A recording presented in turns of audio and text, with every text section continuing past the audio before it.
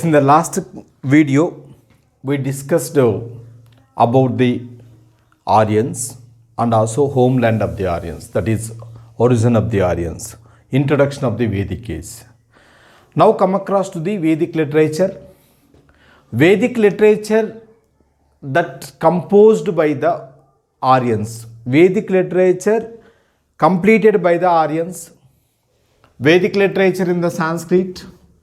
So Sanskrit was developed by the Aryans. Vedic literature can be also divided into two parts. Vedas, that is Rig Veda, Yajurveda, Samaveda, all these Vedas, and also Puranas, epics, all these things, Vedangas, all these literature can be divided into the two parts. Same like that Vedic age can be divided into the two parts. Vedic literature also can be divided into two parts. One is Shruti literature, another one is Smruti literature. Shruti means to hear, Smruti means to remember. There are the things to hear and there are the things to remember.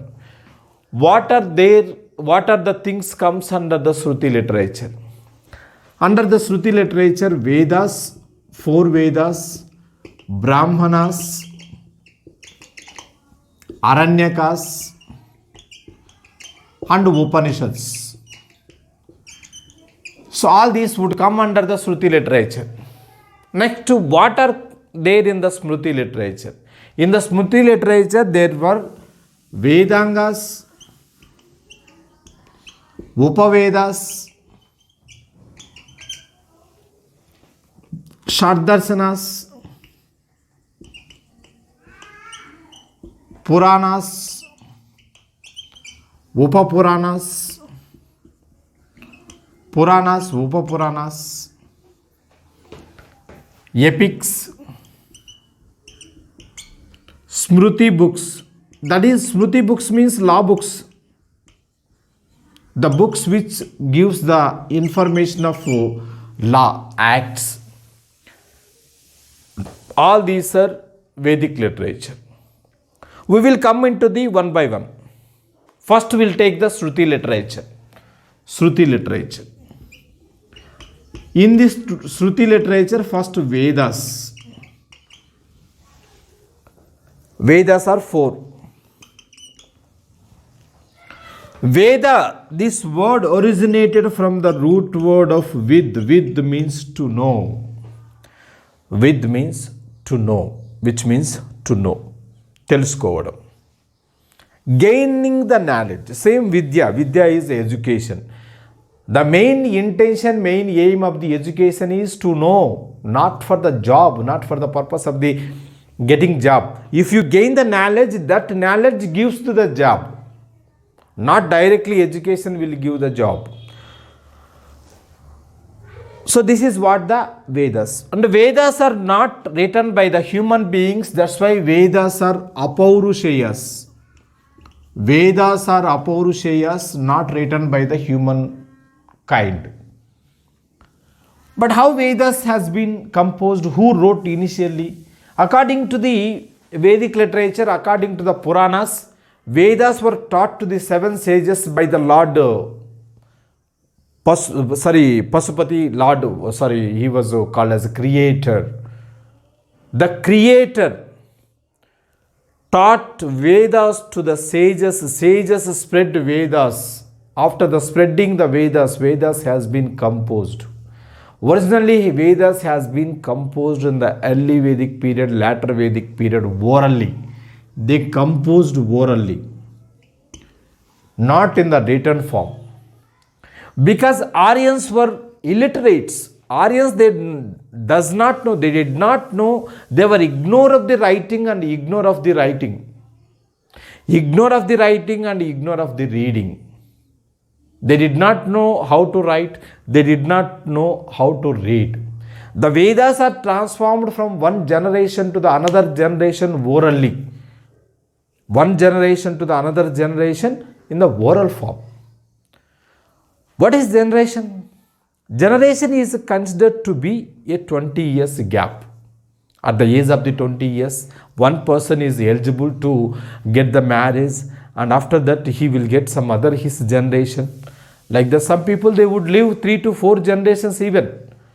So that is what one generation to the another generation, coming from the one generation to the another generation. Finally, these are Vedas, they came into the book form, they compiled in the book form in Sanskrit only during the time of the Gupta's period. All the literary works like Vedas, Mahabharata, whatever it may be, all these books, they came into the book form written on the leaves, torch leaves or skin paper only during the time of the Gupta's period. So like the Vedas are transformed from one generation to the another generation. They were Apaurusheyas. They were the Apaurusheyas. This is about the Vedas. Vedas were written by the seven sages. Saunakadi seven sages. And what Vedas contains? Especially Vedas, they contains mantras and tantras, yajnas, how to perform the yajnas, and slokas, how to satisfy God with the praising of the songs, like this. All these were there in the Vedas. Vedas are 4. First Veda was Rig Veda. Rig Veda was the first Veda. Rig Veda took 500 years for the compilation. Rig Veda, it took 5 years for the compilation. That's why 1500 BC, 2000 BC, this age is called as Rig Vedic age. Rig Vedic age. What Rig Veda contains? What the Rig Veda contains? Coming to this point. Rig Veda, it contains hymns. Mainly, it contains hymns. 1028 hymns are there in the Rig Veda. Hymns means slokas. Slokas means prayer songs of the God, praising the God. It is oldest of all gods. All Vedas.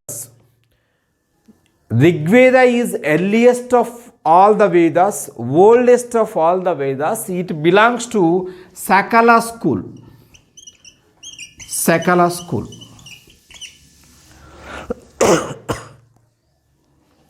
This 1028 or 1017, sometimes it is also called as 1017 because it has 11 adhikaranas. 11 adhikaranas. Combinedly with 11 adhikaranas, there are totally 1028 hymns.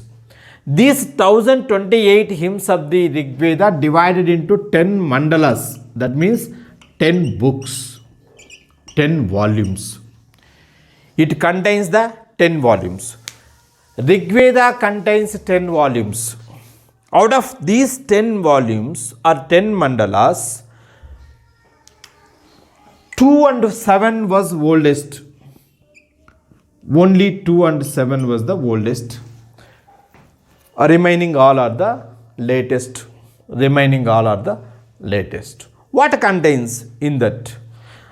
The oldest mandalas of this 2 to 7, that is 2 to 6.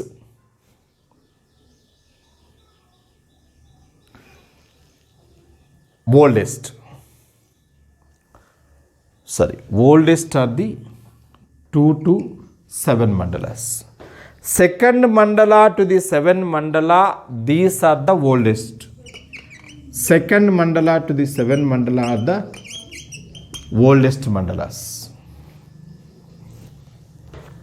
First and 9th mandala, first and 7th mandala is latest. First and 10th was the latest. 8th and 9th. These two are middle forms. So what each and every mandala contains? Some important mandalas. For example, third mandala of Rig Veda. Third mandala of Rig Veda, it contains an important part, that is Gayatri mantra. This Gayatri mantra has been dedicated to the Savitra god. Savitra god, solar god. Savitra, solar god. And sixth mandala of Rig Veda, the important part of the sixth mandala of Rig Veda, it mentioned Haripriya. Haripriya, it latter period, it considered as a Harappa. It was considered as Harappa during the time of the Indus Valley civilization period. It was Harappa of the Indus Valley civilization period, Haripriya. That was there in the sixth mandala of Rig Veda. Next to coming to the point of the ninth mandala of Rig Veda, this ninth mandala of Rig Veda completely dedicated to the god Soma. Soma god. Soma god, he was god of wine. This god lives in the Munjavat hills. Munjavat hills of the Himalayas. He would live in the Munjavat hills of the Himalayas. He would take the Soma juice. He was god of wine. The complete ninth mandala has been dedicated to him. Next, 10th mandala. What 10th mandala contains? 10th mandala of Rig Veda, it contains Purusha Sukta. The theory of Purusha Sukta. The theory of Purusha Sukta is origin of the Indian casteism. Indian casteism originated from the Purusha Sukta. Here they mentioned Bahamanna, that is priestly class. Khattiya, that was the warrior class. Vaisya, that was merchant class. Suddha, that was last common people, servants of the above three. All these were mentioned in the 10th mandala of Rig Veda. And Rig Vedic, coming to the point of this, specially for the Rig Veda, the priest who was special for the Rig Veda, he was called as a Hotri. Hotri, he was a separate priest which belongs to the Rig Veda. Each and every Veda, they have a separate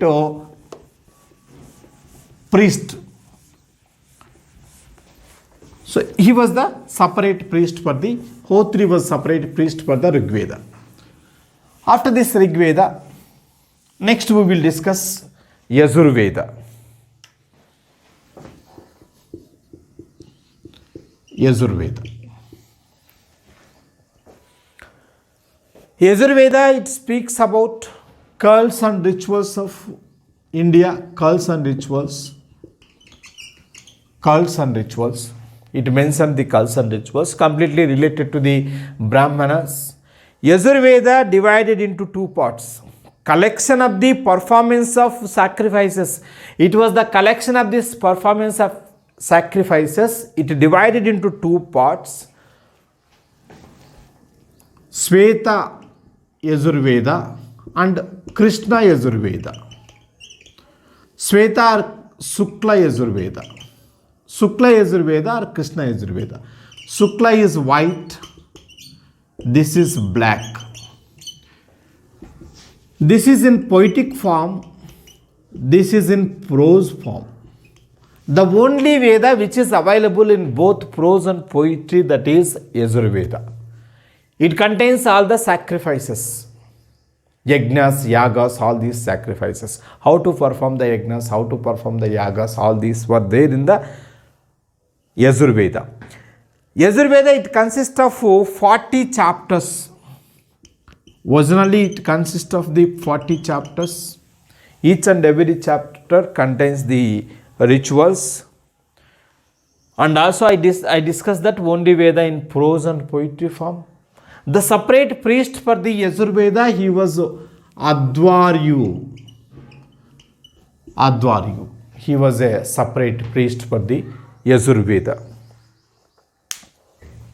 This is about the Yajurveda. Next, coming to the point of Samaveda. Samaveda.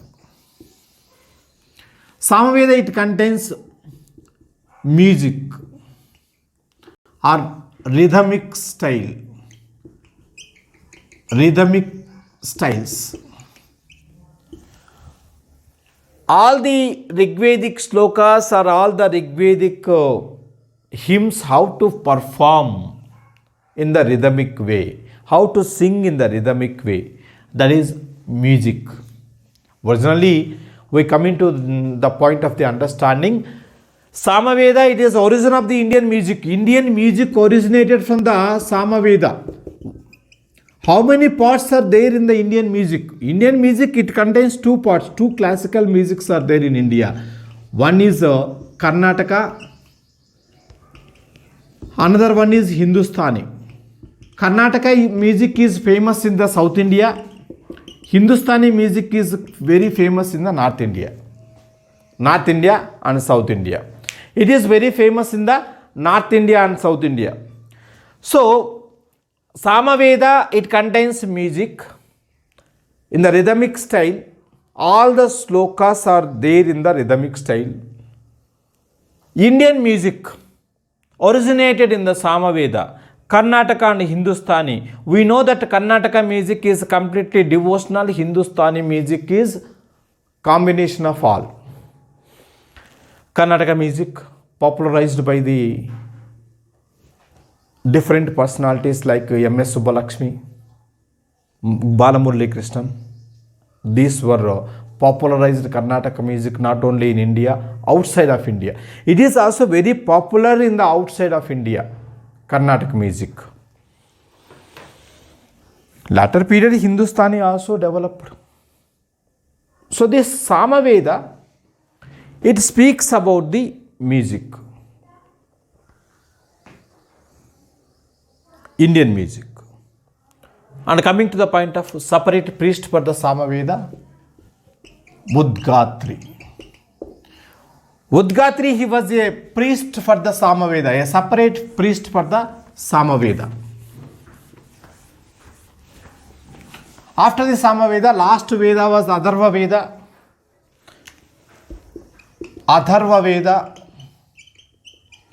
It was fourth Veda. Initially, Atharva Veda is not considered as a Veda. That's why Vedas are Tri-Vedas. Initially, Vedas are the Tri-Vedas.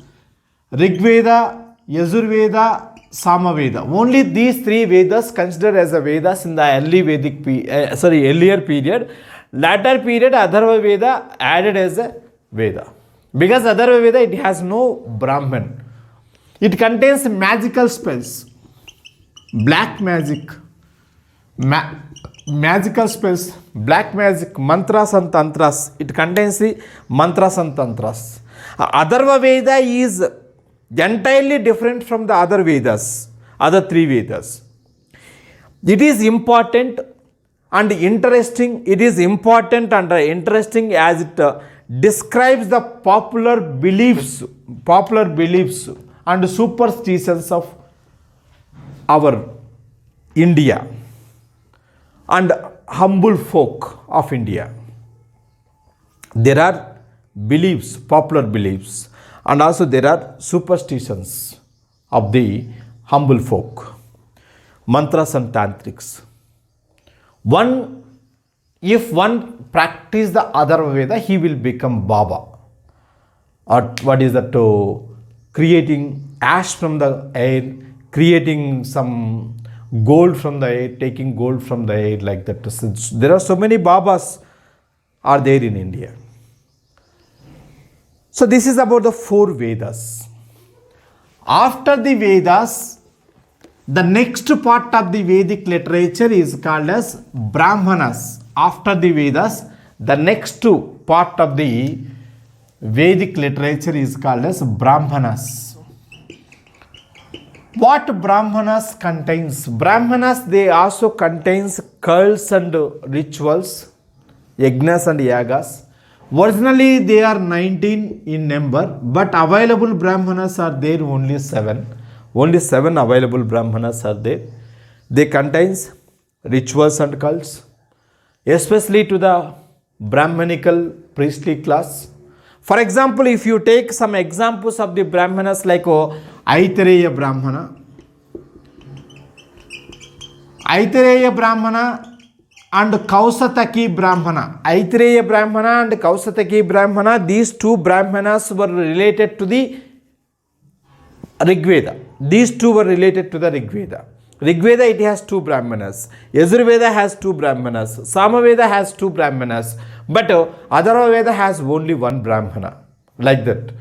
Brahmanas are the next part of the Vedas.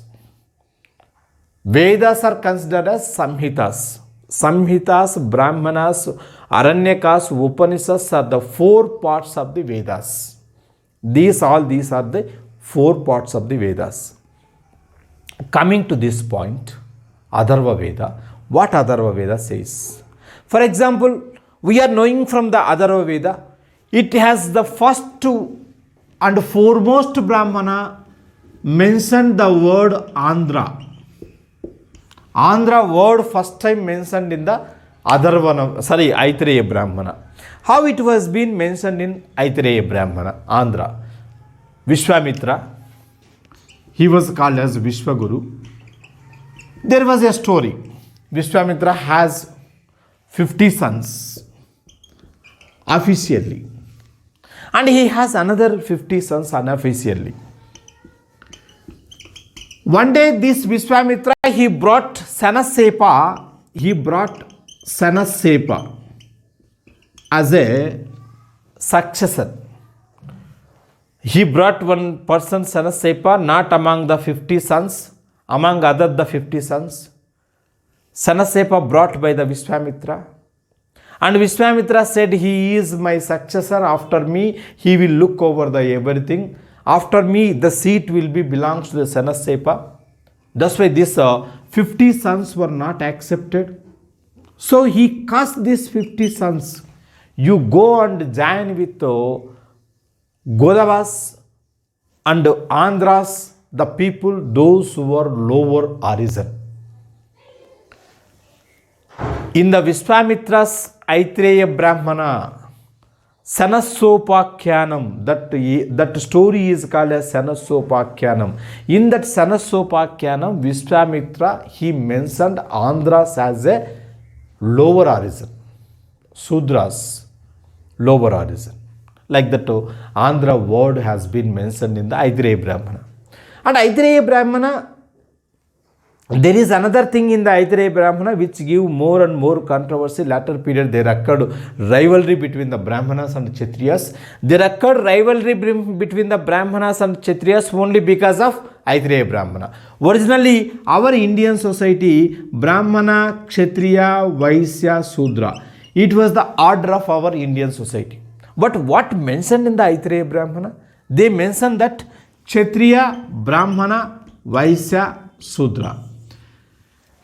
Aitareya Brahmana, remember that Aitareya Brahmana was only Brahmanical text which gave first priority to the Kshatriyas in the fourfold Varna system. In the fourfold Varna system, the topmost place was given to the Kshatriyas by the Aitareya Brahmana. There occurred the rivalry between the Kshatriyas and Brahmins because Kshatriyas, they said, we are greater than the Brahmins. Brahmins, they said, we are greater than the Kshatriyas. Like this, it became very controversy. So that was another thing. And Aitareya Brahmana also first book which give the theory of kingship, not kinship, kingship. The theory of the kingship.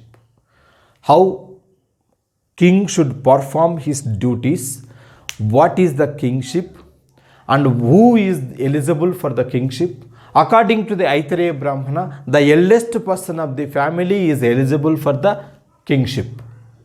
That was mentioned. So these are the things were mentioned in the Aitareya Brahmana. After this Aitareya Brahmana, there are another important Brahmanas like Satapada Brahmana. We can also discuss the Satapada Brahmana. Satapada Brahmana mentioned first time money lending business. The first literary evidence of the money lending business we can find in the Satapada Brahmana. Giving money, principal amount to the rate of interest, that is money lending business. And originally that money lending business was 12%, mentioned as a 12%. Later period it increased to the 24%, that is Dharma Vaddi, called as legal interest rate. 24% is the legal interest rate. More than that is not legal interest rate. Satapada Brahmana, it was a book, also mentioned the agricultural works like Sita used plough. Sita is a plough. Sita, wife of Lord Rama, born from the plough, that's why she is called as Sita. We can remember like that. So Satapada Brahmana mentioned first evidence of the money lending system, and also agricultural works were mentioned in the Satapada Brahmana. This Satapada Brahmana belongs to the Yajurveda. It belongs to the Yajurveda. Like this, Brahmanas, they give more information in the Vedic literature. After the Brahmanas, we will come across to the Aranyakas.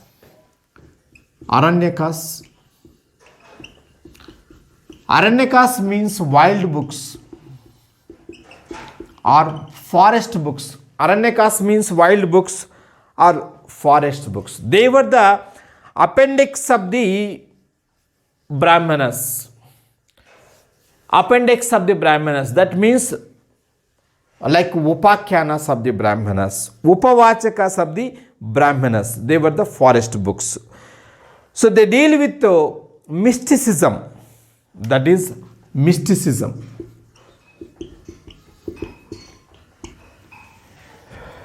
They did not accept Brahmanical rituals and cults. The first Vedic text which was opposed the Brahmanical rituals and texts were the Aranyakas. Aranyakas were the origin. These were origin of the philosophical doctrines. Mysticism and philosophical doctrines were started in the Aranyakas. So Aranyakas are the wild books, gives the information of the mysticism, and the philosophical doctrines originated from the Aranyakas. What Aranyakas says? Emphasis on the meditation. They give more emphasis on the meditation, going to the forest and sitting under one tree, starting the meditation. All these doctrines of philosophy started from the Aranyakas. So they oppose the sacrifices, they oppose the formula of the rituals.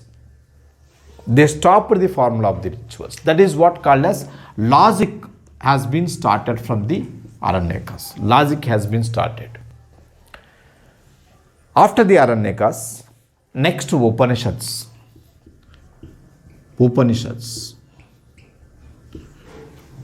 Coming to the point of the Upanishads, Upanishad means a session. Upanishad, it is a session. Or Upanishad means sitting at the foot of the mentor and learning. Sitting at the foot of the mentor and learning. That means Upadeshakudu. Mentor means who is teaching. What Upanishad says? Upanishad deals with philosophy. Philosophy existed. Philosophical doctrines started from the Aranyakas.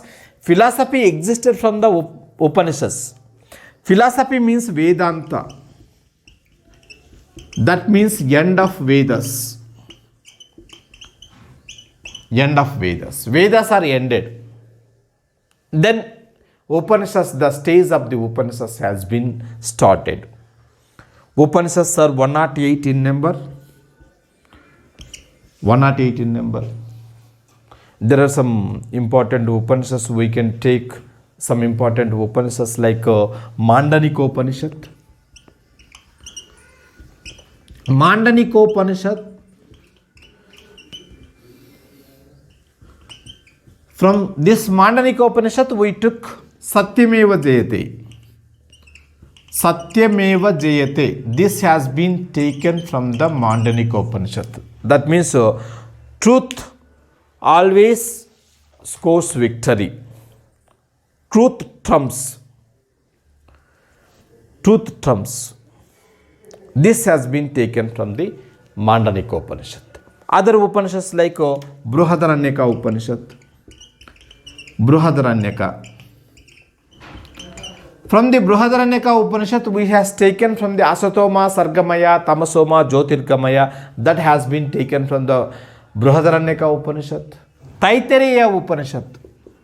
From the Taittiriya Upanishad, we had taken Matru Devo Bhava, Pitru Devo Bhava, Acharya Devo Bhava. This has been taken from the Taittiriya Upanishad.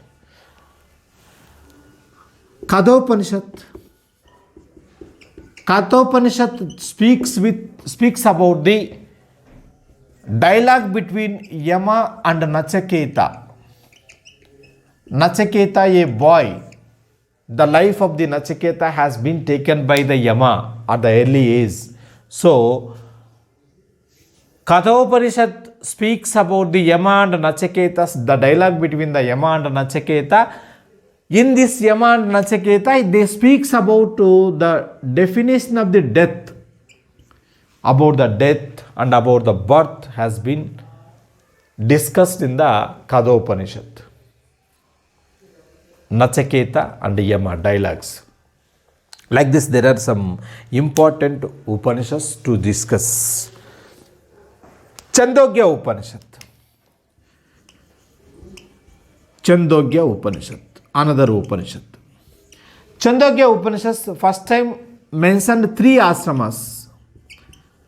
3 ashrama systems. Brahmacharya,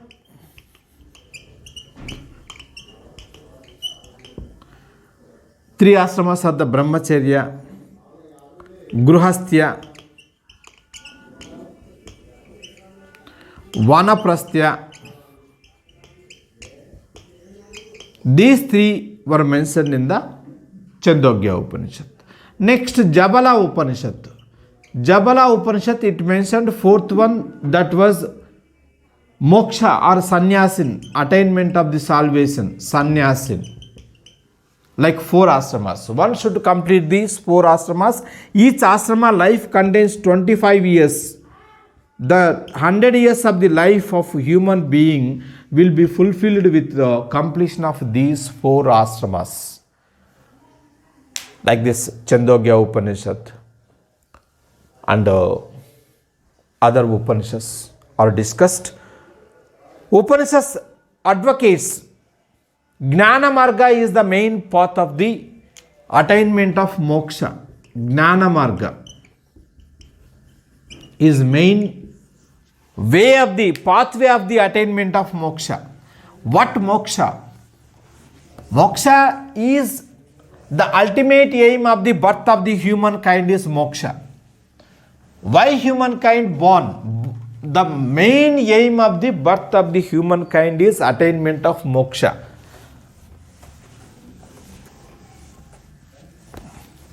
Upanishads are quite contradictory with the Vedas. Upanishads are quite contradictory with the Vedas. Upanishadic moksha and Vedas moksha. Vedas, they speaks about rituals and cults. Ritualistic worship. In the Vedas mention the ritualistic worship, but Upanishads they speaks about a guru give guidance to the attainment of moksha. That is what called as bhakti. Bhakti, the concept of the bhakti has been taken first time from the Upanishadic theory, that was Sveta Upanishad. Sveta Upanishad. First time mentioned the concept of the bhakti in the Sveta Upanishad. So there are two types of the worships. One is ritualistic worship, another one is bhakti worship. Ritualistic worship is very costly, but bhakti worship is free of cost. Guru give guidance to the getting moksha, that is ritualistic worship, free of cost. Bhakti is in the bhakti worship you can directly call the Lord or directly call your deity. Calling deity directly from the bhakti. Devotee has direct relation with deity. That is bhakti worship. But whereas ritualistic worship, there is a mediator called a priest. You need a priest to go to the ritualistic worship. That's why these two became contradictory. Ritualistic worship did not accepted by the Upanishads. Vedas said that only ritualistic worship, that is performance of the yajnas and yagas, cutting of the animals, is most important to attain moksha. But according to the Upanishads, to attain moksha there is only one way, that is Gnana Marga. This is about what is that Smruti literature. Next, coming to the point of the Smruti literature. Smruti literature. In the Smruti literature, first Vedangas. There are 6 Vedangas to speak. Vedangas used to understand the Vedas. Vedangas are important to understand the Vedas. There are 6 Vedangas. Siksha, that is phonetics. Siksha is the phonetics. Phonetics, how to spell, how to pronounce the words, that is Siksha, mentioned in the Siksha. Kalpa, rituals, how to perform the rituals are there in the Kalpa, performance of the rituals. There are 4 Kalpa Sutras. Kalpa Sutras also there. There are 4 Kalpa Sutras. These 4 Kalpa Sutras are Gruhya Sutra, Srauta Sutra, 4 Kalpa Sutras. Srauta Sutra. Srauta Sutra, it speaks about public sacrifices. How to perform the public sacrifices. Agni, Soma, animal sacrifices comes under the Srauta Sutra. Kalpa Sutras. Second Kalpa Sutra was Gruhya Sutra. Domestic rituals, domestic sacrifices, housewarming sacrifice, Satyanarayana Vrata, all this comes under the Gruhya Sutra. Third one is Dharma Sutras. Dharma Sutra speaks about duties and functions, welfare of the society, people, how to perform their duties and how to perform their functions, and how far it is related to the welfare of the society. That was mentioned in the Dharma Sutras. Especially these Dharma Sutras are related to the administration. There are so many Dharma Sutras existed in India. Fourth one is Sulva Sutras. Sulva Sutras were the measurements.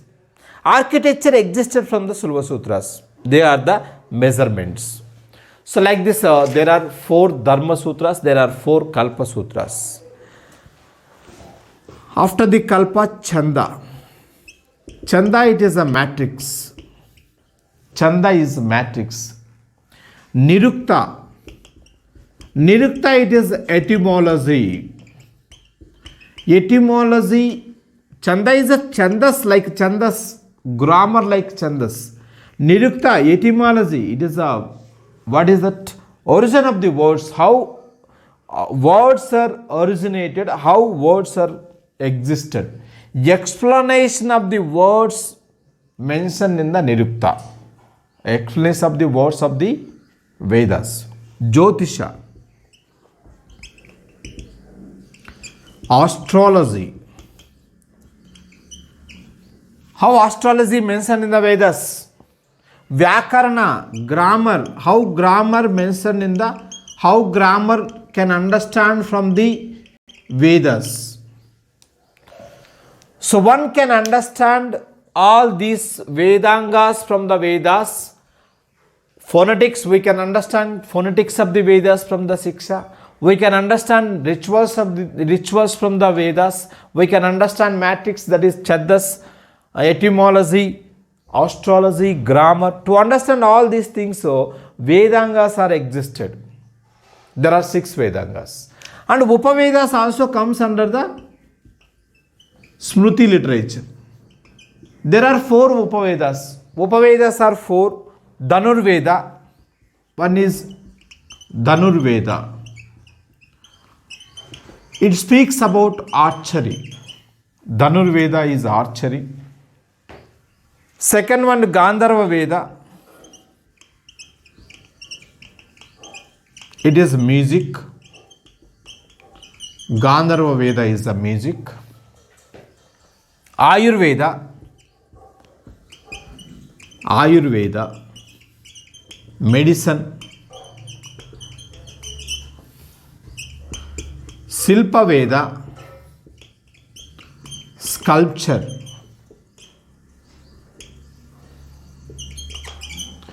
It related to the Rig Veda, it related to the Samaveda, it related to the Yajurveda, it related to the Atharva Veda. 4 Vedas, 4 Upavedas. So after these 4 Upavedas, there are 6 philosophical schools also existed. They are called as 6 philosophical schools are called as Shad Darsanas. Next to Smruti literature was the Shad Darsanas. All these 6 philosophical schools, Shad Darsanas, they are related to the rishis and saints. 6 philosophical schools. What are those 6 philosophical schools and who were the founders? Nyaya, it was a philosophical school which was proposed by the Gautami. Sankhya, philosophy, Kapila. Vaisesika philosophy, Kanada Muni. Nyaya, Sankhya, Vaisesika, Yoga by Patanjali.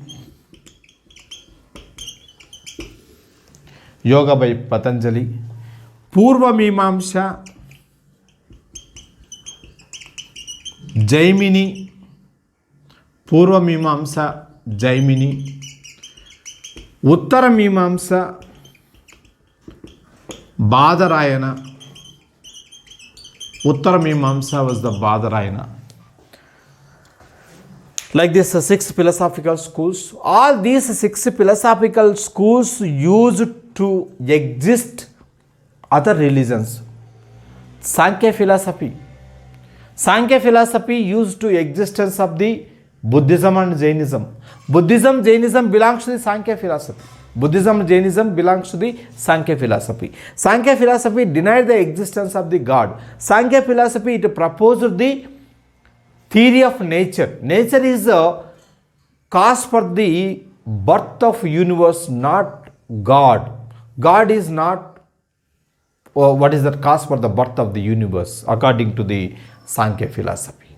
So Sankhya philosophy is origin of the existence of Indian Buddhism and Jainism. So they propagated the virtues of life. These philosophies were propagated the virtues of life and are opposed to external rituals. They are opposed to the external rituals. Along with these Puranas, there are 18 Puranas. What Puranas speaks? Puranas, they speaks genealogy of gods and genealogy of the dynasties. They speaks about the genealogy of the gods and the genealogy of dynasties. Puranas are 18 from Brahma Purana to Brahmanda Purana. From Brahma Purana to Brahmanda Purana. What Purana says like genealogy? For example, Matsya Purana. Matsya Purana, it speaks about Satavahanas. Vayu Purana, it speaks about the genealogy of Mauryans. And Vishnu Purana, it speaks about the genealogy of the Guptas. Like that, Puranas, they speaks dynasties and they speaks about the genealogy of gods. Along these Puranas, Upa Puranas also there. Upa Puranas, they speaks same. There are 18 Upa Puranas on the same name. Brahma Upa Purana, Brahmanda Upa Purana. Like that, Upa Puranas are also 18 in number. So after these Puranas, another literature of the Vedic literature, Smriti literature, the most important thing is epics. Come across to the epics.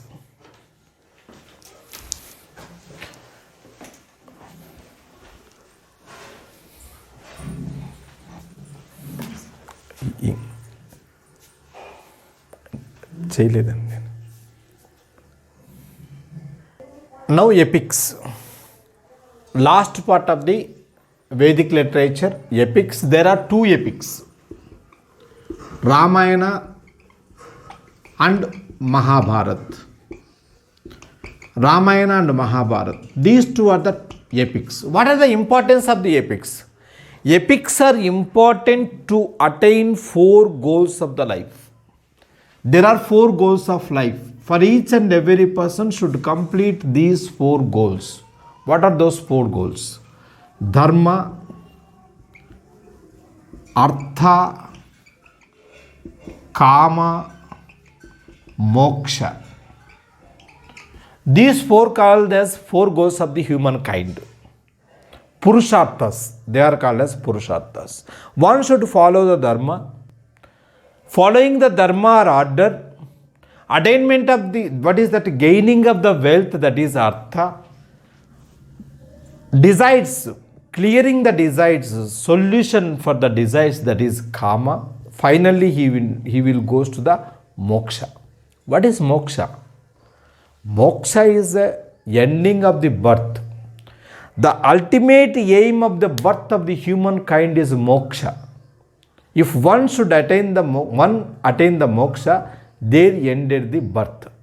Otherwise, if did not attain the moksha, humankind will born again and again. That is what called as rebirth.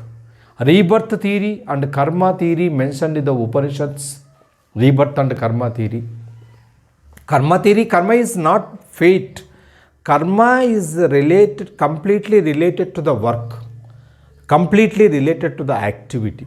Whatever you are doing today, that reflects in your future. For example, you are preparing for the civil service examination. If you write the civil service, you will become IAS or IPS, something else. You cannot become SI or another job. So same like that, whatever you are doing today, that reflects in your future. That is karma theory. Rebirth theory, if one should not attain the moksha, he will born again and again, that is rebirth theory. These two theories are mentioned in the Upanishads. Now coming to the point of the Ramayana epics. The first epic is Ramayana. According to the history, Mahabharata was first existed next to Ramayana, because people they moved from east to the west. First Aryans they settled at Sapta Sindhu region. Later period they moved to the Gangetic Valley. Mahabharata war occurred in the Kurukshetra, that is in northwestern region or Delhi surrounding areas, northern India, and some East India, Gangetic plains, Kosala, Ayodhya. These are situated in the eastern, that is middle Gangetic region. People they moved after the Kurukshetra to the Ayodhya. That's why historical people, historians, they have opinion that first Mahabharata existed, later period Ramayana existed. But according to the yugas, Kruta Yuga, Treta Yuga, Dwapara Yuga, Kali Yuga, first incarnation of the Lord Krishna was Rama. Next incarnation was Krishna. Rama Avatara was there in the Ramayana. Krishna Avatara related to the Mahabharata. That was the next incarnation. Ramayana, it speaks about Lord Rama, the life of the Lord Rama and the difficulties of Lord Rama. Strong determination of Lord Rama. It has been written in the Sanskrit by Valmiki. Valmiki wrote in the Sanskrit. It narrates the struggle of the divine prince. It narrates the struggle of a divine prince. Rama was a divine prince. He struggled a lot. That was wrote in the Ramayana. So to rescue his wife Sita has been taken by the Ravana. Finally there occurred Rama-Ravana war, ended the Ramayana. So the demon king Ravana and Lord Rama, the war between the demon king Ravana and Rama, that was the Ramayana. Rama belongs to the Kosala kingdom. Avud, present Avud, that is Ayodhya. Ramayana contains 24,000 verses. It contains the 24,000 verses and 7 kandas. It contains the 7 kandas. Balakanda to the Ayodhya Kanda. So in this 7 kandas, Sundara Kanda, it was heart of the Ramayana. Sundara Kanda was heart of the Ramayana. It speaks about the place of Hanuman at Lanka. Hanuman recognized the Sita. She was living at Asokavana. And about the Lanka, they mentioned in the Sundarakanda. Sita, she was waiting for the Rama. And a information was brought by the Hanuman. Hanuman gave information to the Sita. Whenever Sita known that information, her husband was searching for her. This news whenever reached her ear, that is what called as Sundarakanda. It was heart of the Ramayana. This is about Ramayana. Another epic was Mahabharata. Mahabharata, especially it speaks about the war, Kurukshetra war. War between Pandavas and Kauravas. Mahabharata. The earliest name of the Mahabharata was Jaya Samhita. Jaya Samhita was the earliest name of Mahabharata. Later period it called as Bharat, after that Mahabharata. It contains 1 lakh stanzas, 1 lakh verses. 1 lakh verses of Kauravas and Pandavas, and also 20,000 verses of Yaduvamsa. Yaduvamsa. Coming to only this 1 lakh, that is Bharatam, both called as Mahabharat, along with Yaduvamsa, that is called as Mahabharat. Mahabharat written by Vedavyas in Sanskrit. It contains 18 parvas. Mahabharat contains 18 parvas. Mainly Mahabharat depends upon the war. 18 parvas means 18 chapters divided into 18 books. Mahabharata divided into 18 volumes. Mainly it speaks about Battle of Kurukshetra. Kurukshetra located in Haryana. It speaks about the Kurukshetra. Kurukshetra war mentioned in 4 parvas. Kurukshetra war mentioned in the 4 parvas. It starts with the 6th parva. What 6th parva? 6th parva is Bhishma parva. In the Bhishma parva, war has been started. Bhishma parva means Bhishma was army commander of the Kauravas. While Bhishma maintained the army as an army general, army commander of the Kauravas, he continued war for 10 days.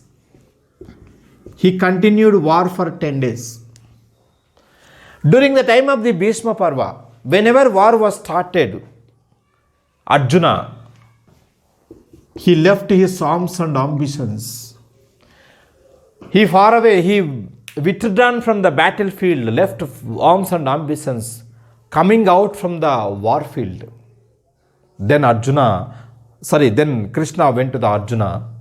Krishna asked to the Arjuna, why you left the arms and ambitions, and why you withdrawn from the battlefield? He said, all are my relatives, how can I kill them? Then Krishna started his teachings to Arjuna, that is Bhagavad Gita. Bhishma Parva contains Bhagavad Gita. 24th chapter of the Bhishma Parva contains Bhagavad Gita. Bhagavad Gita means the song of Krishna, the song of Bhagavan, the teaching of Bhagavan. In that Bhagavad Gita, Krishna says to Arjuna,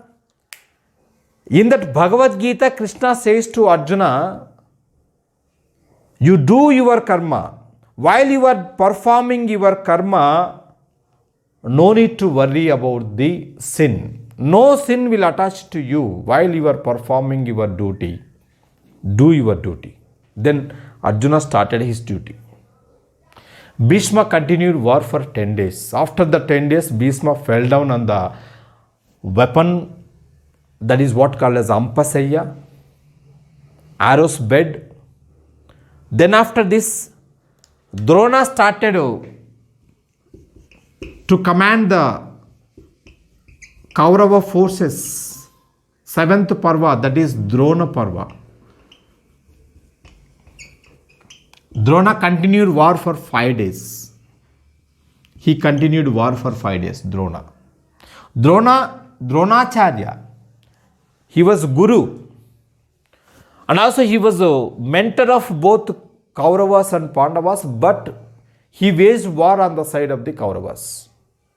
How many people are there in the war? That I will discuss later. Now just we will complete the 4 Parvas. So when Drona continued war for 5 days, there occurred a lie from the Dharmaja. Dharmaja said, Aswatthama Hatha. After that, Drona ended his life. After the Drona, the next person, Karna, 8th Parva, that was the Karna Parva. Karna led the army. Karna became army chief of the Kauravas. Karna, he just waged war for 2 days. Because no weapon of the Karna did not work at the time, because he has that curse. His arms did not work. Finally, he fell down in the battlefield. Karna died. After Karna, he was very close friend of the Duryodhana. Karna became Angaraja, king of Anga. After this ninth Parva, Shalya Parva. Shalya continued war for one day. Totally 18 days. 18 days war. 18 Parvas of the Mahabharata. 18 Akshauhinis were participated. 18 Akshauhinis. The army strength of the Mahabharata is 18 Akshauhinis. One Akshauhini contains 4 forces. Each and every Akshauhini contains 4 forces like Radhabala, chariotry, Gazabala, elephantry, Ashvikadala,